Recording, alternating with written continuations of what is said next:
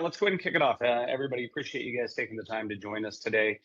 Gary was kind of mentioning earlier that this is an interactive forum. Feel free to have your cameras on. Feel free to jump in, chat. You can unmute yourself if you want to interject. But definitely appreciate the time for everybody joining us today. Who's driving this? Justin, do you mind hitting the next slide? Oh, sweet pictures. So Brian Perdue, National Channel Manager with Quest. My counterpart Gary Schick will be manning the majority of this forum, and then Ryan Howard waved to everybody. Oh, we got matching Quest hats on today. Yeah, all right, we planned that. Yeah, next slide, Justin. Gary, you want to cover housekeeping? Yeah, totally. So this session is being recorded, so we'll have that up on our website afterwards and sending out a text here. It is interactive, as Brian mentioned, so feel free to jump in. That adds to the content. If there's any questions, certainly the chat box is up, and we will be sending out an e-gift card for those in attendance. So appreciate you being here this morning. Justin, next slide.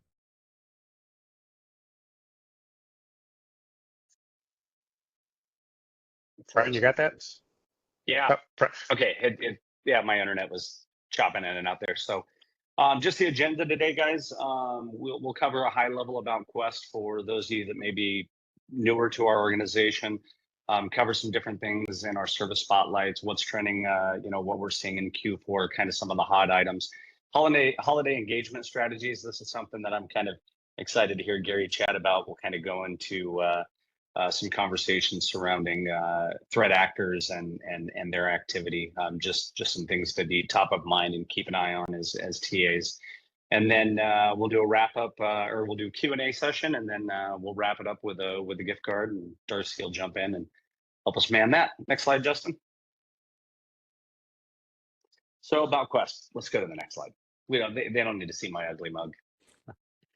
So again, for those of you not familiar with our organization, we're a 43-year-old company, actually headquartered right outside of Sacramento, California, in Roseville. We started off as a value-added reseller of VAR, for those of you familiar with the terminology. Fast forward late 80s, early 90s, we moved into the managed services space and spun up our first 2 network operations centers in California. And then late 90s, early 2000s, cybersecurity kind of became a thing and was on everybody's radar. So we already had the network operations center spun up. We turned up our first 2 security operations centers in the United States. Fast forward to 2025, we actually have NOCs and SOCs around the globe and a follow the sun model. 2 in the US, Dublin, Ireland, 2 in Asia Pac, Australia, Peru, Mexico City, Toronto, Dubai, and I'm probably missing one there. So a full-fledged MSSP. You click next, Justin. Oh, yeah, okay. Just build this out, Justin. You can keep going. Yeah, build this out. So thank you. Quest can really help. For those of you familiar with the OSI model, we can really help from layers 1 through layer 7, from physical infrastructure to application development, DevOps.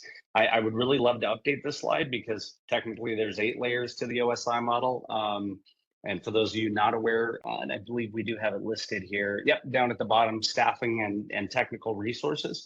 So we actually have a staffing division here where we do technical placement in that layer 8 model, the people model, for organizations that need assistance with like vCISO services. And it could be I need somebody for a project or whatever it might be. So last month, kind of a fun little fact in staffing, we billed over 27,000 hours in technical staffing, which equates to about $6.4 million in MRC. That our partner community is being compensated on today. Next slide. So again, mentioned we've been around for a long time. We've actually grown through acquisitions. I know Gary is going to go a little bit deeper here, but just a couple of things I like to cover on this slide are some of the key areas where we're seeing tremendous growth in the channel over the last year or 2. Bottom area there, application development. So app dev is prevalent even more now than it has been, thanks to everybody's adoption of AI, or at least their initiatives for artificial intelligence. We have a team of about 170 people in application development, both onshore, nearshore, and offshore. So depending on your customer's needs for security or compliances, we can support organizations from like DoD contractors, FedServ, healthcare, who need to keep everything onshore, all the way down to different resources around the globe, just based on budgets. So definitely something to keep in mind when it comes to application development. There's a lot of need out there. There's a lot of moving parts and a lot of software that customers have purchased through the years, and sometimes they need help tying those solutions together. So we've seen tremendous growth in application development over the last year or so. Another area, we kind of mentioned the layer one piece of that OSI model in a couple of slides ago. Infrastructure is a very, probably one of our big pillars in channel sales. Think anything from telecommunications, construction, so boring, trenching, pulling fiber. We pulled about 7,000 miles of fiber last year. And then it could be, anything from physical security as a service, access points, you name it. We do a lot with like AV room, conference room refreshes, so Zoom room, team rooms. We have a physical infrastructure team that does a phenomenal job. We have trucks across the United States with boots on ground. So we do have a lot of people lean in with us initially in the infrastructure space. And then from there, we land and expand. And then cybersecurity, obviously, that's, outside of AI being forced upon all of you at every single event, obviously cybersecurity is top of mind. One thing, and I don't believe we have it in this slide deck, I just want to cover real quick, and Gary's probably going to cover it, but incident response, remediation, and containment is huge. Last year we had about 53 new IR cases kick off. And this year, I think we're actually trending towards about 400. Used to be the bad actors really targeted, enterprise, small enterprise, and now they're really going after that middle market and SMB sector. So if you guys ever do get that call at 2 a.m. on a Saturday, we have an IR team in our security operations centers to jump in and help. Next slide. Oh, back to you, Gary. Okay. Good deal. Thank you, Brian. Appreciate that very much. I know you're going to be going off here and heading over to Salt Lake City, so we'll wish you great travels, and thank you for joining the call here. And thank you, everyone. Nice to meet you all. I've connected with a lot of you personally. Gary Schick, I'm a National Partner Manager for Quest. Been here for about 25 years or so, and it's my pleasure to kind of host today's session. Next slide, Justin.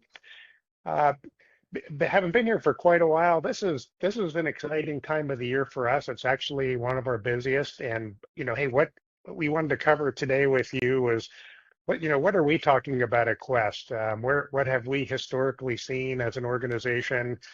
Where are the opportunities? What are customers doing? And candidly, how do we continue and foster our business throughout the period here? Obviously, a huge factor for people right now is there's not a ton of new projects going on. There's a lot of projects being completed, but customers are really focused on having their infrastructure and their environment stable, up and running, make sure it's secure for all the reasons that you can imagine during the holidays and transacting. So really minimizing disruption, stabilizing their platforms.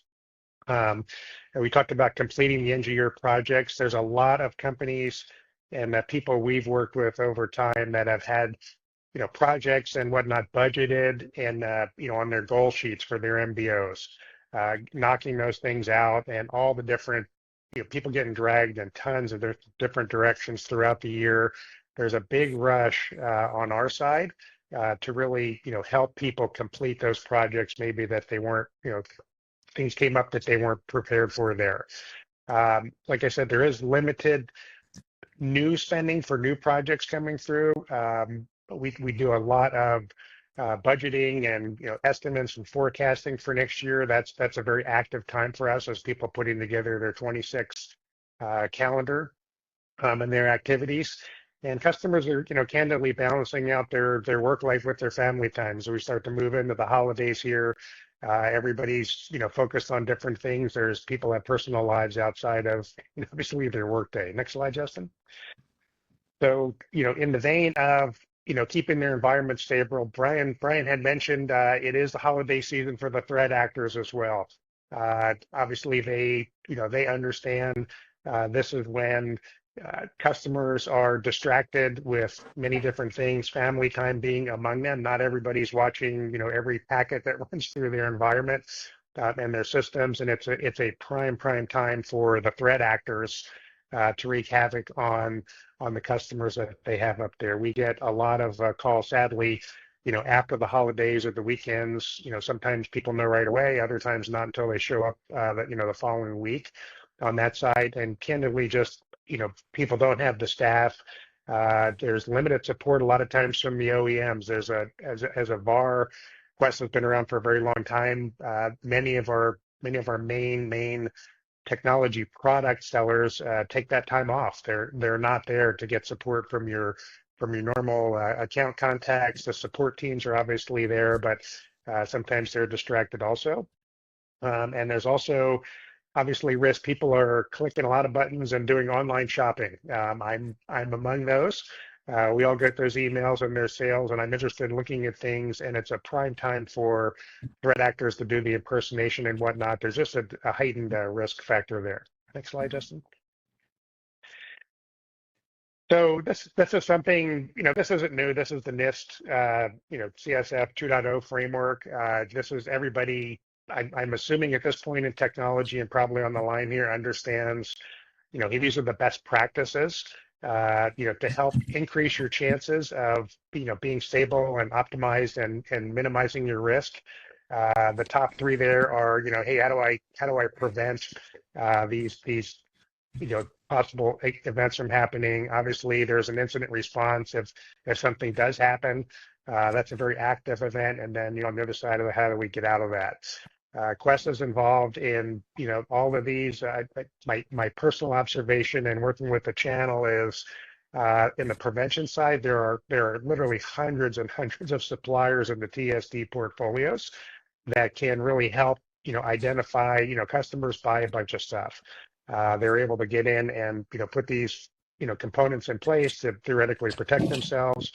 I think where we can help, where we're a little bit different here is, how customers want to consume things. Quest has some great options in there, whether it's consulting. We've been a VAR, so people can get a capital expense. We can operationalize things. We can really deliver that product as an MSP, MSSP, really anywhere, any platform is really a big part of what we do. Next slide, Justin. So again, on the prevention side of things, these are just some of the things that we get involved in. Obviously, there's lots and lots of point solutions that your customers are looking at. We are vendor and platform agnostic, so us too. Quest can deliver all the things that you see here on the slide, and additionally, again, the differentiators are how we can deliver the solutions. And really the breadth of services that we have. It's not just the solution. A lot of times it's the services going in to design it properly, implement it, and make sure that it's functioning and working, to the customer's preference on that side. At the same time, we recognize that customers, have a lot of technology. They own a lot of things up there. Where we find ourselves getting involved oftentimes is on the next slide, Justin. This has been a super huge topic of ours that our sales teams are focused on, our business development teams focused on, really the checkup program. So of the assumption that customers have a lot of technology, they have a lot, people that are supposedly watching these things, they have people that are, responsible for these different topics. What we found as an incident response first responder is, candidly, these things are not always configured properly. They're not always deployed properly. They were fine when they set them up, and they've grown a little hair over time. And these are the risk factors that customers really are challenged with. It's not just acquiring them, it's the operational side of things on that side. Our cybersecurity checkup program is a no-brainer and candidly something if it's not in your talk track, I'd highly recommend it. It doesn't matter who you may be working with or the customer may be working with. This is very, very unique in the channel. As you go to the bottom there on the mix and match, there are 7 services that we have included here. They're a whole $775 individually, or you can bundle them along. But these little 3 to 5 day engagements provide really visibility to things that people have just, not been able to keep track of over time. Review configurations. We'll check out the patches. We'll check out the security updates that come. Are the policies and enforcements applied there? We almost always find something that has just fallen off to the side. It's not that people aren't smart and that if they had nothing else to do, that they wouldn't be able to manage these things. They just candidly are challenged with all the things that are tugging them in different directions. Would highly recommend. This is going to be a focus topic that we have. It drives significant opportunity. It's very complementary to what you may already be working with your customers, and you're not really selling them. It's not a security conversation. Well, hey, come buy my stuff. This is really on the other side of that. Hey, just sanity check wise, how do you know it's working kind of thought. So it is unique to Quest and something we recommend. Next slide, Justin. In the vein of the threats, I did want to call this out. I had a lot of you on the call attended our first one of these back about a month ago in late September. This is our security and executive management team is providing a customer-facing security advisory forum. The security and the cyber landscape is constantly changing. And this is something that we recommend, you attending personally. There are great talk tracks here. There's content that is good for your customers. But it is going to be Wednesday, the 22nd next week at 10 o'clock. It is a live session and hosted with the latest security threats that we're seeing, and invite you to join us and send this along to your customers. To understand kind of what we're seeing as a managed security service provider. These are things that we see with our customer base and as an MSSP, things that we think you'd be interested in hearing about. Next slide, Brian. Or Justin. Again, following up on the earlier topic, hey, what are some of the things that we're engaged with? This is a big revenue generator for Quest. We are maintaining what we call a hot list of customer projects that need to be completed by the end of the year. I know it's only mid-October, but the end of the year is right around the corner. People are getting busy, things are getting slammed on that slide, and we get pulled into project management, staff augmentations, specialized skill sets. I've taken 3 this week for people who are, sadly, customers are sometimes single-threaded through a single resource. And 2 of them are actually going to Hawaii. I think they're from different companies, but they're off to Hawaii for 2 weeks. And the thought is they may not be looking at their phone at every moment for support issues. So very specialized skill sets, some backfill opportunities. These are things your customers are dealing with, and significant opportunities to get your foot in the door if you're not talking about professional services. These are huge, as well as on that ad hoc and emergency support. So next slide, Justin. This is another service that is unique to Quest. This is something we have called our technical on-call support. As a managed service provider and a managed security service provider, we have lots and lots of contracts, obviously, where customers with services. This is a service we include with every managed service customer. So if you're engaged with us as a managed firewall customer, for example, that contract also includes, hey, we do other things too. You can open up a ticket and get resources billable against any service that Quest does as a Quest managed service customer. About 10 years ago, we recognized the need to break this out as a standalone service.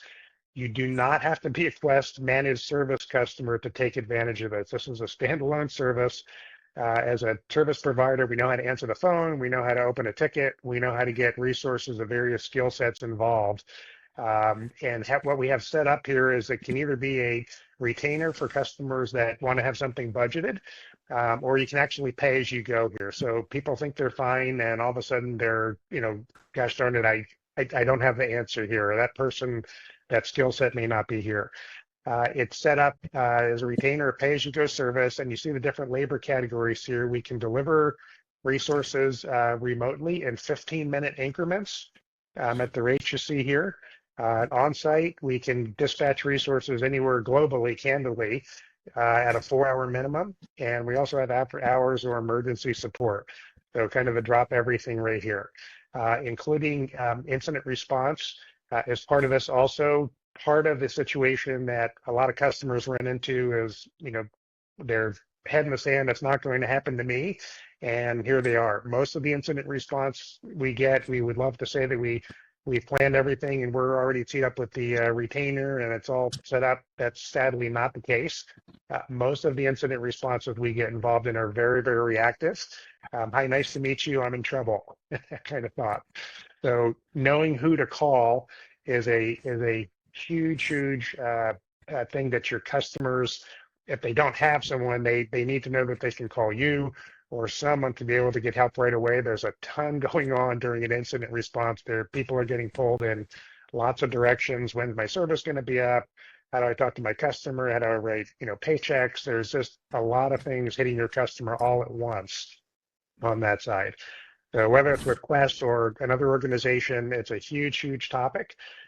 This allows people to have a retainer in place, and if it doesn't have an incident response, they can leverage those funds for any project that they have, in-house, globally, or whatnot, to be able to work that. So it's very unique to Quest, and candidly, it's low-hanging fruit and something every one of your customers should have. It's a great door opener for us. Next slide. Yeah, so transitioning a little bit here, I'm going to screen through a couple of slides here. Brian and I have been out doing some meetings. If you've been to, if you haven't had your head in the sand for a while, we're kind of all familiar with the VMware Broadcom situation. It's been a heavy topic of discussion at the TSD events that we've gone to up there. Here's some content from the Avant session that I just attended on this side. I want to share a little bit about what they're talking about. If you don't know what it is, here's what it is, and most importantly, how does that, relate to you, and how do you make money off of this if you haven't, gone down that road yet?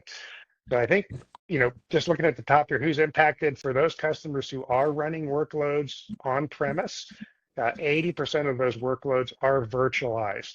So not on dedicated equipment, they're on virtualized servers. 84% of the virtualization is running VMware. So there's multiple virtualization technologies. Most of them are on VMware. And 95% of the cloud providers run on VMware. So Quest has, as a service provider, we've been running MSSP and MSP services. It has been kind of a default. You can see the customers who are affected down the bottom there. It's just about everyone.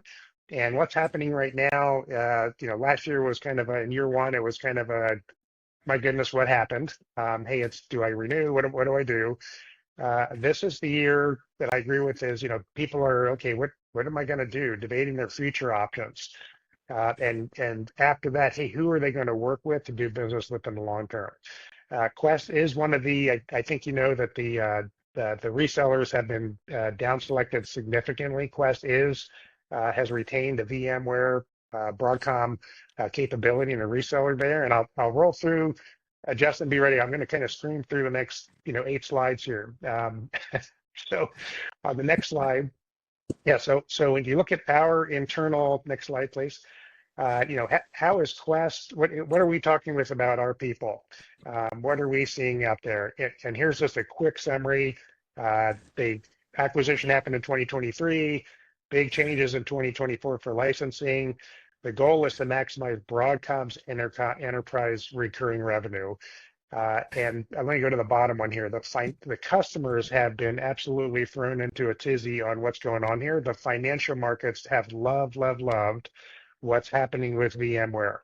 We're expecting other companies to follow the model. They're going to look at this and say, wow, that was really good. They're looking out for themselves, not for their customers. But they have, limited their client options down to 3 bundles. They've reduced their global partners down from thousands to hundreds. So just be aware this is kind of independent and unique to Broadcom at the moment, but we fully expect other suppliers and their financial companies are going to end up, taking a look at this. Next slide, please. Again, here's what's happened. For those who don't need to memorize all this, there's experts that can help you, but they discontinued perpetual licenses. Now it's a subscription model only. You used to be able to buy the license, when you need it. Now you have to subscribe to it. So VMware sees everything. The bundles are reduced. Not only are they less flexible, but they force you an upsell. If you want certain features in some of the platforms, you can only get them at the advanced, like layer 2 or level 3 services, and you end up potentially paying for a lot of things that you don't need just to get access to some of the solutions and some of the advanced things. Support contracts are consolidated, and there's minimal core requirements now on the system. The cores are what the VMs run on. It's part of a technology stack, and they're priced by the core processing power. Next slide, Justin. Impact, kind of obvious, cost more. The smaller organizations, candidly, the SMB and the mid-market have been hit the hardest on this. VMware and Broadcom are really focused on enterprise customers. And for a smaller mid-sized organization, it is a major impact to their cost structure and to their business that they weren't planned on. They have very little negotiating power with VMware. The cost of their disaster recovery, you used to be able to have a standby hot site for VMware. Now you have to pay for that. So it is a cost of having the backup. And right-sizing the servers with the core count is an area I'll talk about in just a second here, but it is impacting customers and what they're looking at. Next slide, Justin. So, there's all sorts of risks, doing something or doing nothing. Doing nothing is certainly an option that customers have looked at. It's a leap of faith, and it's risk management. So some people are the best decision that they have. It's not perfect, but doing nothing is certainly an option that they have. They want to be careful not to get locked into the renewals, the roadmap uncertainty. As you start to move into these models, you really put yourself sometimes in a box, and they get all locked up and not clear where to go. Next slide. What are some of the things doing? What's Quest getting involved in? You can kind of see, what customers are dealing with. They're trying to negotiate terms. They're trying to get migration credits. They are trying to optimize their networks and right-sizing their environment. I'll talk about that in a second, where Quest may be a little bit different. And they're looking at alternatives from a virtualization platform, whether that's something that they do in-house or work with one of their service providers. These are some of the options that they're going to have to look at from maneuvering. Next slide. So what are some of the things that the approaches are there? Certainly a hybrid approach is something that we're seeing a lot. So, where they have to use VMware for its core. In addition to virtualizing the workloads, there's a lot of applications that are certified to run on VMware. A lot of these are not something that you can just lift and shift to another platform. That means, hey, that application may not be supported by the application provider if it's running on a different hypervisor. So it's not just the workload. It's not always something that you can just lift and shift over. They may need to have VMware for lots of different reasons. One option here is to do it, one for dev test, another for VMware. Cutting unlimited, and these are all things that Quest has looked at, by the way, also internally. We've been on a 9-month journey ourselves to try and do these things. We've been going through and cutting unused workloads and lowering our licensing costs. We're right-sizing the hardware. There's definitely a hardware play here. Not all the people that you work with in the channel are going to have that play. But there is a play where if you upgrade your hardware, you can get more cores on certain devices and substantially decrease your VMware costs with a technology refresh. So these are things that we're looking at. Next slide, Justin. So again, what are the things that you can look at in the channel? There's probably 10 or 11 different suppliers that are, remain certified to be able to work with VMware directly, either as a cloud provider, as a reseller. The key here for us, and how do you engage on this? There's lots of opportunities for you to engage. The TSDs are very big on this because it drives things. If customers move away from on-premise potentially to a cloud or a hybrid cloud provider, there's colo involved, there's connectivity involved, which are big revenue streams for the TSDs. From a hardware perspective, again, those are options that you have. From a hardware perspective, customers can look at adding or upgrading their hardware. For those customers that you have that are DIY and that want to do it on their own environment, definitely a play that you can engage with there. But this is kind of the roadmap that we're looking at. Customers are running through this. We've been doing this, and again, getting into that 3 to 5 year strategy, and candidly aligning with someone. You helping your customers get to someone they can align with on a longer strategy is really the move here. We like to think we have a story to play there. Is we do have things outside of just the MSP and the MSSP business as a VAR. We can help in that area. Applications, obviously everything that's virtualized has to run. That's running applications that have to live and breathe and work places. So we have significant application development, migration experience for where it lives, whether it's in Quest, public cloud, hybrid cloud, or on-premise. We can help with all those areas, and definitely can go there. So next slide, Justin. I think it's my wrap up here. So again, please know that this is in your bailiwick. This is why the TSDs are chatting about this, because of the connectivity, the colo, the long-term strategy. People are changing direction and really moving 3 to 5 years down the road. It's a significant opportunity for the Avants, the Telarus and Telesis and whatnot of the world out there, and for you as well. And Quest will be happy to help there. Okay. We will be sending this out, by the way, so this is something I see some text coming through on that. Okay, next slide, Justin. Okay, so that's enough of that. So moving on to where else are we, continuing to have success? Workshops are always something that we have great engagement opportunities with your customers, particularly planning going into 2026. A lot of your customers have initiatives, and that the planning and the discovery and how's all that going to work are super huge now for budgeting for 2026. You can see the different topics here. Any of these are available. Some of these are paid assessments. Some of these are complimentary, but these are significant areas of opportunity that Quest is, since I've been here for a very long time.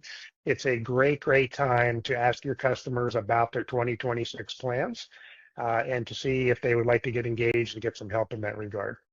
Okay, next slide.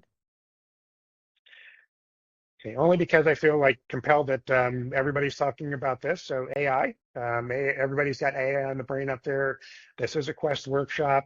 We like a lot of suppliers out there, the use cases are probably the biggest thing that we're seeing with customers out there. There's a lot of stories. There's a lot of different suppliers, a lot of people getting into the space. I've seen some great presentations at some of the TSD events with some people with some great programs out there. Where we're getting involved is really in our workshop activities. We're happy to hop on the phone for an hour or two to go through a discovery. We'll meet the executive group, kind of understand kind of where they are, get to the fundamentals. And on the other side of that, depending upon the size of what they're looking to get to, our general move is to go into a consulting engagement as an independent view of things to help people in their situation land it as they'd like to land it. So again, a lot of people are having workshops right now. We have one of those too, and just wanted to call that out. Okay, next slide. Okay. Another area that we've had success at is we partner in customer capability reviews. This is something that we've been offering to our customers for where it makes sense for you to, obviously you have hundreds of suppliers in the portfolio. We're one on that side. A move here would be as you're talking with your customers and you see an opportunity to have a broad conversation about technology and really capabilities of a kind of an all-encompassing service provider. These are 30, 45-minute calls, really for mutual introductions with your customer.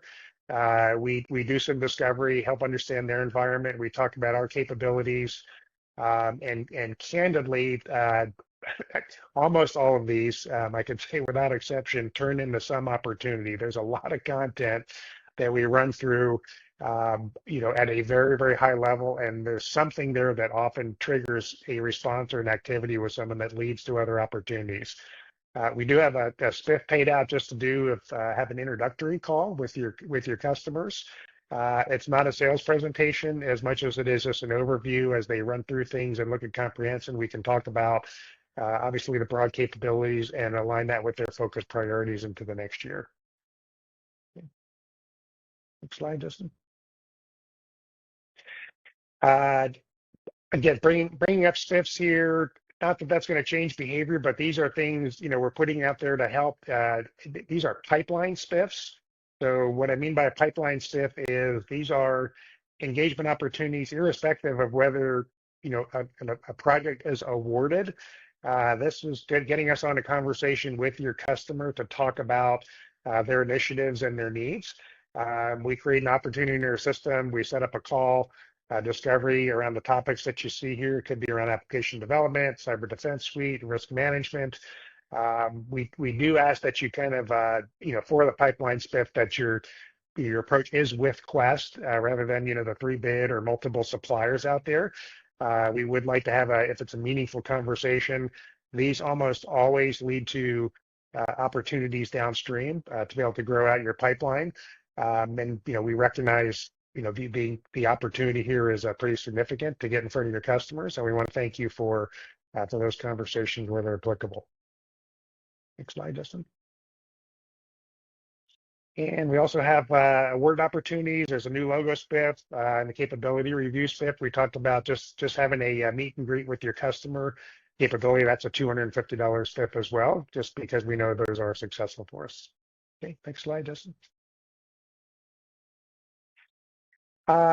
Just on some communication, I think a lot of the channels probably here, but one thing that we have found to be very successful, it's kind of automatic and a no-brainer for us, is we are default on as a company to work with your customers when you send a registration into Quest. It's not only for that specific transaction, but we do assign that account to you as the partner of record at that account. Whether we win or lose or indifferent, we do reach out and contact and nurture those clients. You do not need to remain engaged with the customers. We send out communication, very light touch. We'll put a business development person on there that kind of asked about what about this, what about that, and we let you know what we're doing to our customers. We do have something if you're in our database.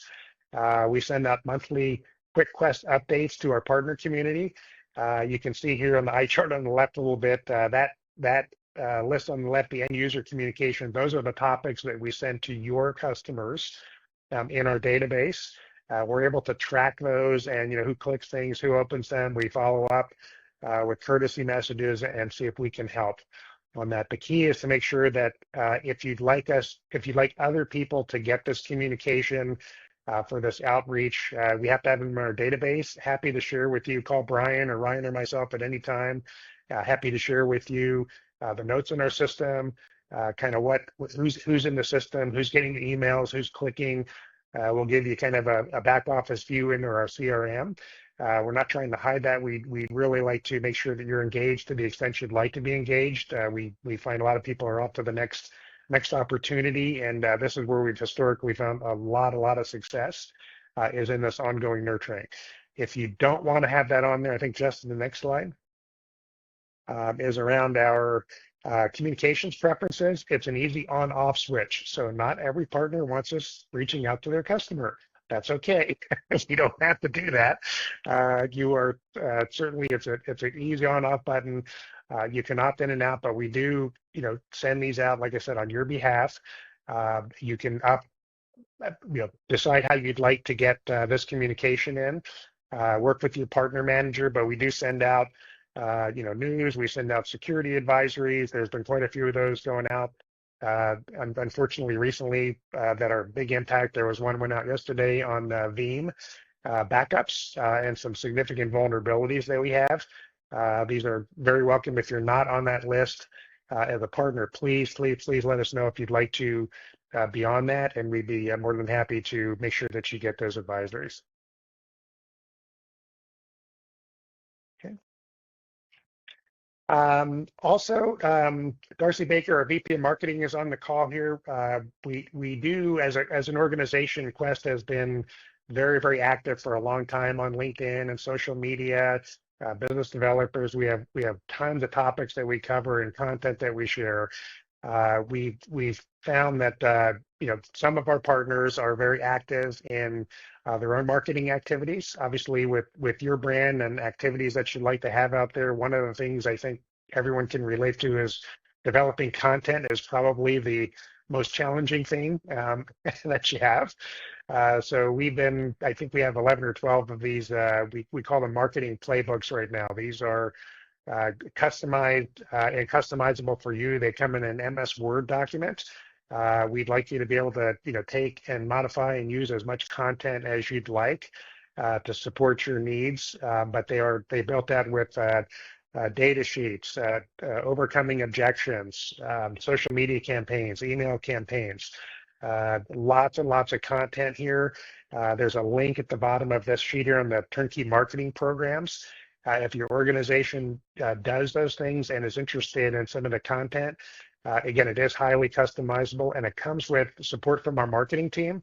There are a lot of nuances that we've come to learn over time about, how to get emails out. Sometimes they're getting blocked. Sometimes the service providers are not allowing you to come out. They look at you as a spammer and whatnot. So there's definitely strategies and things that would be relevant to your business that we can help with, and the Quest marketing team is there to help with that. Okay, next slide. I think that's about the end. Justin, you can just tap through these. We do have resources. I'll send this out as well. These are our common data sheets.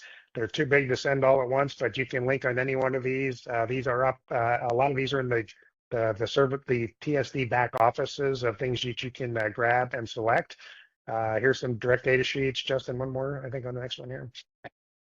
Again, some more data sheets. You can link in and certainly grab any one of these. Okay, King and then Gary, we'll follow up with an email with links of the topics that you talked about specifically today as well. Wonderful. Fantastic. And I think I'm about at the end of my content. I want to, Ryan, what do you see there from, I see one only because it's top of mind. Isaac just asked, what's our typical customer size? So our ICP, our ideal customer profile, where does Quest find our most results? Isaac would be in probably the 250 to 1,500 employees. From a quantity of customers, that's by far the largest customer size that we work with. We also work with the SMBs. We have some of our largest customers have 20 to 25 employees because of the industry that they're in. They have a lot of compliance requirements and a lot of needs. They're financial services, and they have a lot of activity there. And we have fewer, but quite a few very large enterprise customers, candidly, because they're multi-site. It's the bundled services. So where we're very successful is on our customers, oftentimes buy product and they need services with it, and they need multi-location. It's got to go live someplace. They need it monitored afterwards. They've got to migrate the applications, those kind of pieces. For those customers who are interested in kind of consolidating their suppliers, we have significant experience in those large projects, working, with our internal teams and all the different parties, candidly, that pull that together, they become very, very large. So those bundled services are really the key there. Yeah. Ryan, what else you got there? I've been, yeah, please. Noah with Syringa. Hi, Noah. How you doing? If you could touch a little bit more on the workshops that you mentioned, is there opportunity to tailor a workshop for a specific audience and, maybe even, co-sponsor a workshop like that? I'm thinking specifically in public sector.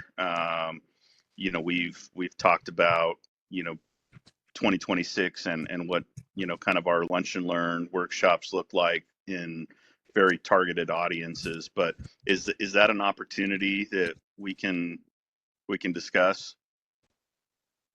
Yeah, 100%. That's a great question, and it's actually part of our workflow, Noah. Thank you for asking that. So these are not canned workshops. When we do get a request for, I'll call it a risk management workshop, very, very early on before we conduct the workshop is that discovery piece. So who's the audience? What are the goals? What are the things that you want to talk about, to prioritize on? That they're candidly, all customized to fit within the window that they have. We can definitely, we encourage that. We want to have a conversation to make sure that we're mutually aligned in the right, outcome of that conversation. So 100%. Yeah, and Gary, if I can just come over the top on that, Noah, I'm actually heading to Salt Lake City right now. I think kind of tied into your specific ask. I'm heading to do an AI workshop in front of CEOs and CIOs. So kind of not necessarily to do a workshop individually, because obviously we're getting down into the weeds with their executive team and their different department leaderships, for individual client workshops. But this is actually to cover what that AI workshop looks like and how we can come in there and help with that motion that they're trying to accomplish. Yeah, that's super helpful. Appreciate that. Yeah. We'll be in touch. Ryan, that's great. Ryan, you're on mute there. What else are you seeing on the chat? I've been ignoring it as I've been speaking here. What else are you seeing there? No problem. There were a couple questions around creating solutions for municipalities, and also asking if we could do some federal work. So I did touch on those in the chat, but we have a number of contract vehicles that we can work with, depending on solution set and needs, and certainly depending on various states or whether it's federal government. So that's one where you could reach out to Gary, myself, Brian, and we're happy to discuss on an individual basis. And as I said to Kurt, as far as creating custom solutions or just creating solutions for municipalities, whether it's municipal, state, local, corporate, we really specialize on meeting the clients where they are and where they want to be. Back in the 80s, Tim took the term, how can we help, and built a business around it. And that really is something that our entire organization takes very seriously. And how can we help you? What is it you're trying to achieve? Let's figure out a way to get you there. And it's not about square peg, square hole. Let's figure out what's going to be right for your business. And that's what Quest is here for. And I can attest that I've worked with Quest at both the state level as well as local government, school districts, and checks all the boxes and has been a perfect fit in every engagement. So appreciate you guys. Thanks, Noah. Your gift card's on its way, buddy. Yeah. Hey. Yeah, and yeah, let me just so for me, for public sector, for those of you that work there, it's a special business on that side. For me personally, one of the things I always like to ask is how's this going to happen in the contract vehicle? So it's almost never a technical question when we get into the public sector. It's really understanding how the customer is going to, transact? Is it an RFP? Is it coming off of a special, NASPO or Texas DIR? There's different contract vehicles that they can pull from.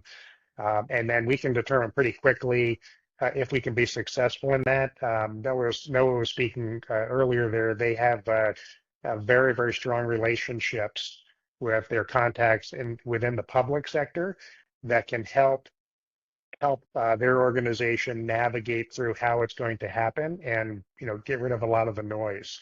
So happy to have an additional conversation there. We do have some of our largest customers are actually in the public sector, but they were very determined. It wasn't like a jump ball in an RFP. It was very, we were able to help them in ways that they were not able to get help through other organizations. And that's another example of those bundled services that became very large. But that's a great question. Ryan, what else you see there? Anything else? Anybody else have any? No, John had a question on the federal space with, I think, John, if you could mute and just kind of explain, you said working in the federal space now with the government shutdown. What specifically are you referring to there? Or maybe I missed the response.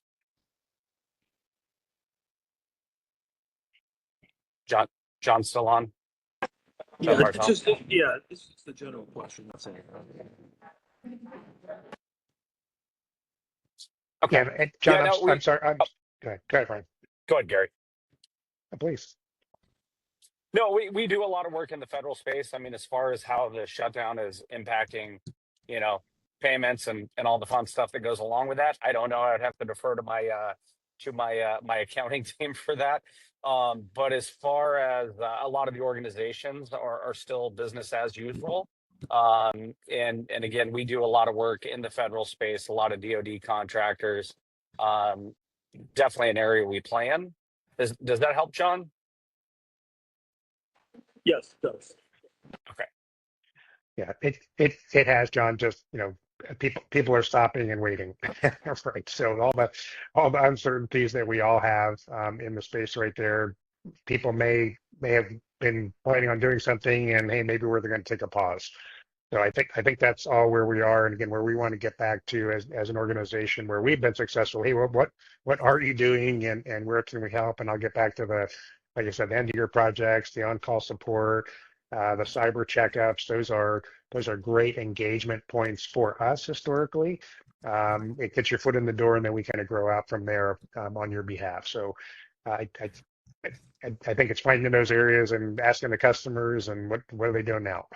So great question. Yeah, and Gary, if I can piggyback on that. So I think Gartner came out with a report the last handful of months that like 75%, can't remember the exact number, but 75% of IT projects or business initiatives kind of around the technology stacks go unresolved, unfinished.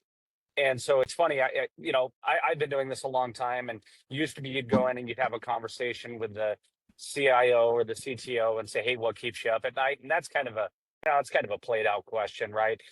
Where a lot of our partners are having success just getting their foot in the door with new projects is going in and literally just asking that question. Hey, what projects do you have slated, or what projects have you had slated for the year? And what's not completed and why not? And a lot of times that can pull in different legs of our company. It can pull in staffing opportunities. It can pull in application development, DevOps. It can be quite a few different things. So again, just having that very open, and again, just open-ended question: what projects do you guys have slated for 25, 26, and what are you struggling to complete? Is a very and you'd be amazed. These guys will throw up projects on you. They want to talk about the stuff, right? Because they're being tasked from their executive leadership teams to get these projects done, and oftentimes they just do not have the resources or the manpower to complete those IT initiatives. Yeah. Okay. Guys, I am going to, I'm hosting another call at the top here. My issue, not yours. I wanted to thank you very, very much. That we need your engagement, and we appreciate all your comments and things coming through for us to get better. We're genuinely interested in how we can help you be more successful. That's where we've had our long-term success. And can I thank you enough for joining this morning? I hope you found this good use of time. We'll wish you a great afternoon and a great week until next time, and wishing you all the best. Thank you very much. Appreciate it. Thanks all.